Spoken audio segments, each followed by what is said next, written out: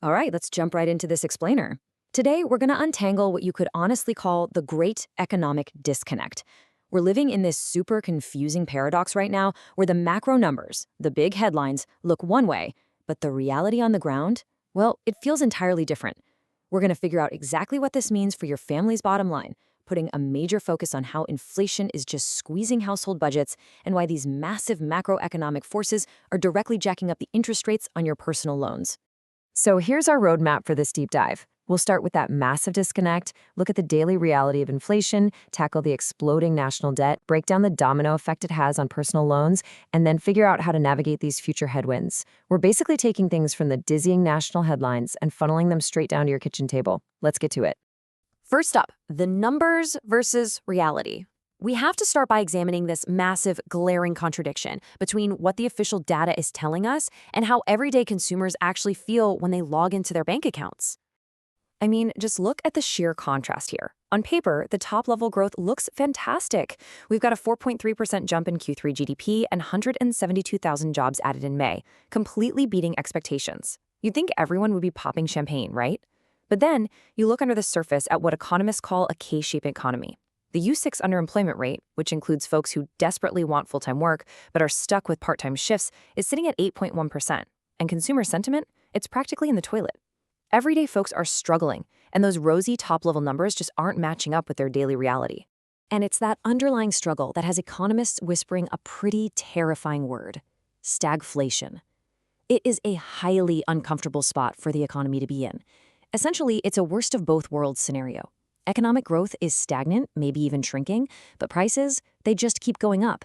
It puts families in an impossible bind, and it totally traps policymakers because the traditional tools you'd normally use to fix one of those problems actually end up making the other one much worse.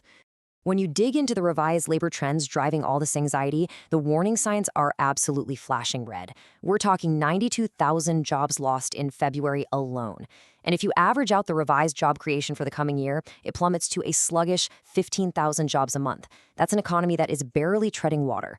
Combine that with ongoing global conflicts that have analysts bracing for a 1970s-style energy shock, and yeah, it's crystal clear why folks are feeling so incredibly anxious right now.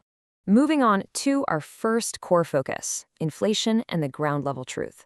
Let's see exactly how these massive global headwinds are directly gutting the average household budget. Take a second and let this number sink in. $1,700. According to economists with the Joint Economic Committee, that is the estimated cost of current international tariffs for the average American family. And look, whether we're talking about policies from the Trump administration or the Biden administration, this number neutrally highlights the painful, man-made reality of global trade wars. This isn't just some abstract political theory debated in Washington. It's a literal, tangible price tag hitting your wallet. And speaking of hitting your wallet, let's talk energy. Fueled by conflicts abroad, gas prices are incredibly volatile right now. While the national average was hovering kind of flirtatiously around $3.98 a gallon, local spikes can be absolutely devastating. In parts of Wisconsin, for instance, the local average shot up to $5.30 per gallon. That is a massive, hidden tax on just living your everyday life. To really wrap our heads around this, we have to listen to the folks on the ground. Darren Von Ruden, a fourth-generation dairy farmer in Wisconsin, sums up the feeling perfectly in one word: frustrated. He points out how sweeping political events, these man-made actions in Washington and overseas, directly multiply the everyday costs required just to keep his family farm running.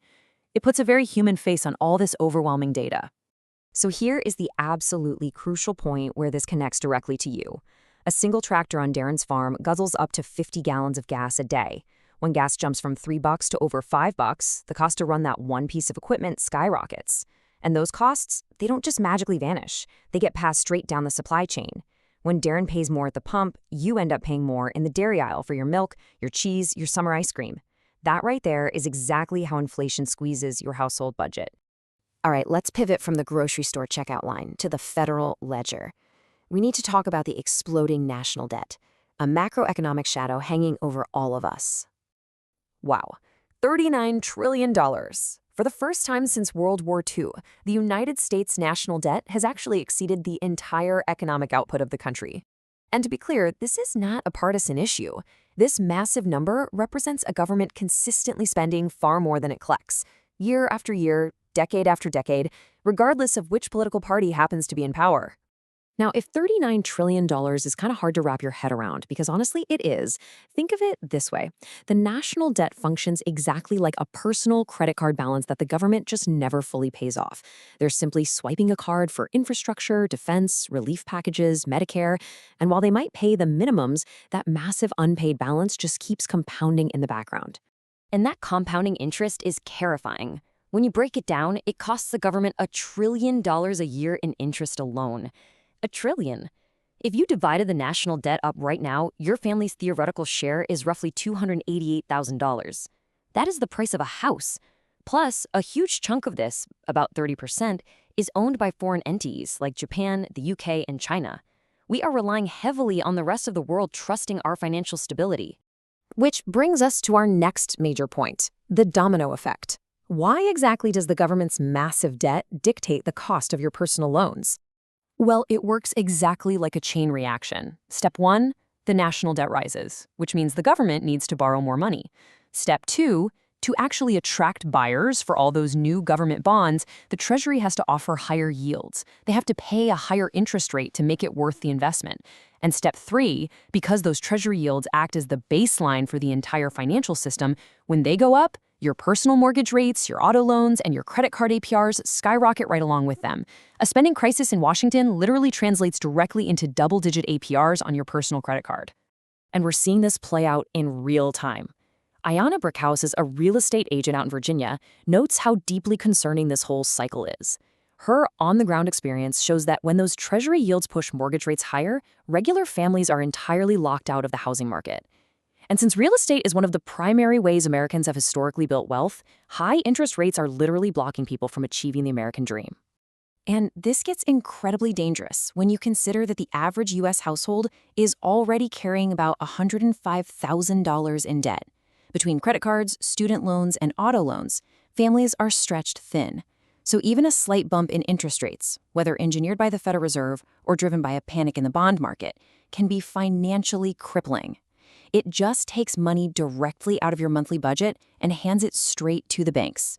So navigating future economic headwinds. Where exactly are we heading? And what does the future hold for this fragile, highly contradictory economy? Right now, policymakers at the Federal Reserve are trapped in a vicious cycle. On one hand, you have high inflation, which normally requires rate hikes to cool down consumer demand. But on the other hand, you have slow, stagnant growth, which typically requires rate cuts to stimulate business. It's a massive dilemma. If you fight inflation, you hurt growth. If you boost growth, you risk sending the price of gas and milk right back through the roof. They are stuck between a rock and a hard place. So what comes next? Well, interestingly enough, Wall Street and corporate America actually remain pretty bullish on the years ahead. They're anticipating favorable regulatory environments for new investments.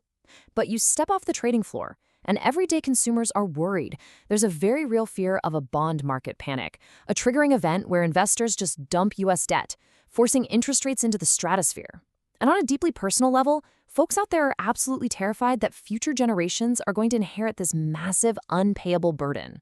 Which brings us to the ultimate question we have to ask ourselves as we wrap up this explainer. With a $39 trillion national debt ballooning in the background, and this sticky, stubborn inflation continuously draining our wallets at the grocery store and the gas pump, who will ultimately foot the bill? How long can we actually afford to just keep kicking this can down the road? It's a fascinating, complex reality, and definitely something to keep a close eye on the next time you swipe your credit card or fill up your tank. Thanks so much for joining me on this deep dive, and keep asking the big questions.